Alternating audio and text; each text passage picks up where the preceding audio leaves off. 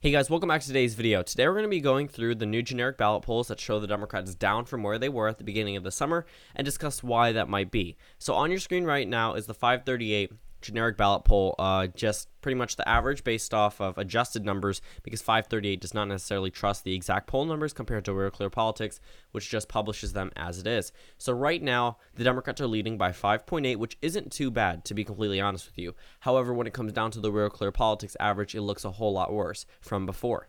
The Democrats currently have a 3.9% lead in the Real Clear Politics poll. I don't know how updated 538 is completely because they don't have some newer polls that show the Democrats down from before. So if we go over and look at the generic congressional vote for Real Clear Politics, I guess if you see the average now, it's 3.9%. And that's also not the worst thing for Democrats. It still means they are leading nationwide. But if we look at where they were at the beginning of the summer, so May and then June began, pretty much the start of the summer, the Democrats jumped up in numbers to around 7%, down from 3.2%, which was the last time they were lower than what they are right now. And then it consistently led until all of a sudden it drops down into a 3.9% lead. It started going down at 6.9% to 5%, and now it drops to 3.9%. However, when we go ahead and take a look at this opinion polling that's been taken across the country, well, there's my home state of Maryland, shows Larry Hogan ahead by 16, nothing new. But in some key swing states, let's say we take Minnesota, for example, which is considered a toss-up because it is an open race, it currently shows the Democrats leading, in some cases, by double digits. And that's not good for the GOP. In terms of the Senate race there, the special election, both are the special election and the regular election are both likely to go to the Democrats. So that's not something that is being worried about much. And in terms of the Missouri Senate race, the Missouri Scout, which showed McCaskill ahead by 4%, now shows a tie between McCaskill and Josh Hawley. So that race definitely did tighten. However, when it comes down to it, where are these new Republican voters coming from? Where are the people going against the Democrats and somehow bringing their margin down? And yes, the lead is not as big as it used to be on 538. At some points, the Republicans were under 40% down here, even at 38.5%. But the Democrats have really hovered around the same margin. Sometimes they do expand to 48, but if you look through the numbers, it's usually around 46, 47. In some case, back in December and January, even if you look here, the Democrats led by 13 percentage points. We're probably never going to reach that again. And we have seen a dip before where the Democrats were ahead by 3.2%, then all of a sudden rebound up. But we are 84 days away from the general election. We are getting very, very close, and there's wow, that's interesting. There's not a lot of room for comfort for Democrats whatsoever. If they continue the trend that they are now, the Republicans could likely tie the generic ballot poll. And we really didn't see this when we looked at the last wave year. I'm not going to take 2014 because the House was already in the hands of the Republicans. I'm going to look at 2010. Early on, keep in mind the Democrats had almost around a supermajority in the United States House of Representatives. So it was expected for them to be leading early on. They led by 10%, and then they started leading, but then their numbers started going down. And we never really see the Republicans leading in almost any opinion poll, and there's absolutely no time where there was an average of the Republicans leading the Democrats in the generic ballot poll. In fact, the Democrats held a consistent lead. They didn't even dip down to the 3% until now. So clearly something is changing. And let's take a look at where we were today. So it's August 1st was the last time the Democrats were, it was just the beginning of the month. I just wanted to use that as a baseline. And then we go out to where around the time we are today, the Republicans did expand their lead, but right before the election, they did dip down to a 3% lead on September 22nd, 2010, and finished off with a 9.4% lead. So yes, the Democrats do have a shot at, rebounding. And of course they do. The Democrats typically do that. They typically go down, then they go back up. But if they start going down and then going back up and then going down again, and the trend continues, let's say we reach election day, Democrats are leading by 7 in October, and just like what happened in 2016, the Democrats consistently drop numbers until somehow they lead by only 3% nationwide, which would take away a lot of possibilities for them to win in certain seats.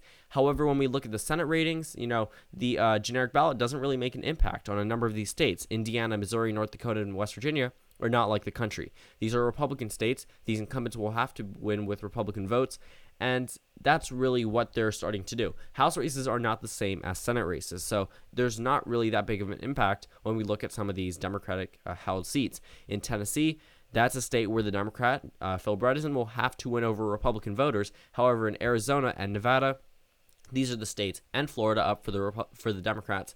These are the states where the generic ballot poll matters, because these states are much closer to the national vote, the closeness of the popular vote compared to Indiana, Missouri, North Dakota, and West Virginia, which all went for Trump by 20% or more. So that says a lot. Florida was within 2%, Arizona was within 5%, Nevada was within 2% for Hillary Clinton, and Tennessee was not. So these three states alone, those are the only states where I really say that the generic ballot poll really matters, because, again, the rest of those states are not like the rest of the country and can't be tracked the same race.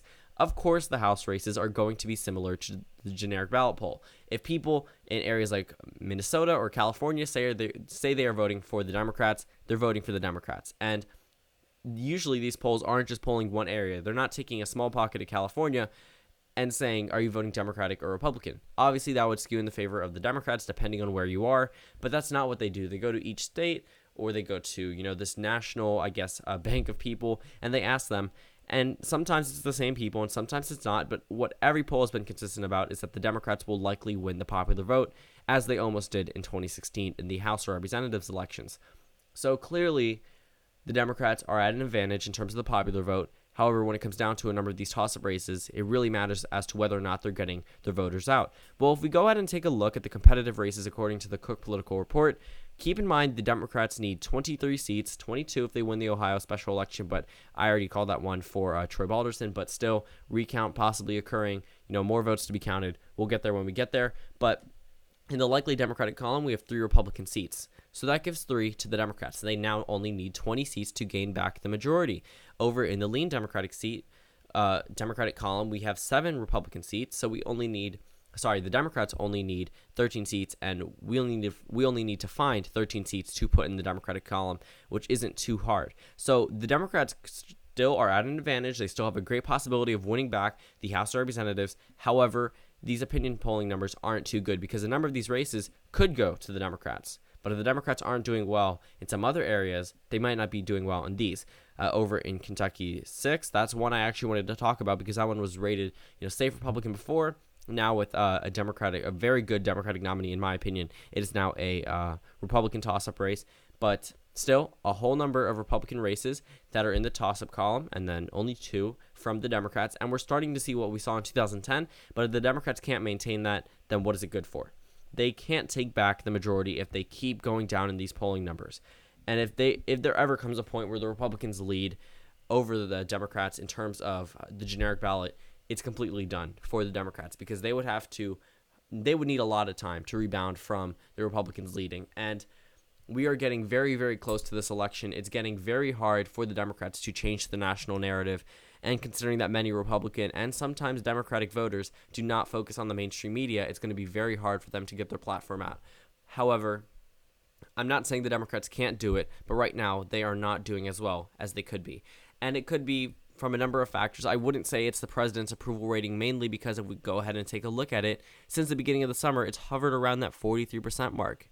It's always been around 43%, except for that 1 point, 42.8, but that's rounded to 43. I mean, since the beginning of the summer, it has been around 43%, and the disapproval rating has changed a little bit, but still, it's been around the same amount, and it's only disapproved plus 8.8. However, that's been throughout the summer. Throughout the summer, the Democrats were leading in the generic ballot poll, not really always by the same amount, but it's been pretty consistent. But for some reason, the Democrats drop, and Donald Trump isn't going up. So it has to be something with the National Democratic Party, whether it's just the way that they're campaigning or the candidates are running.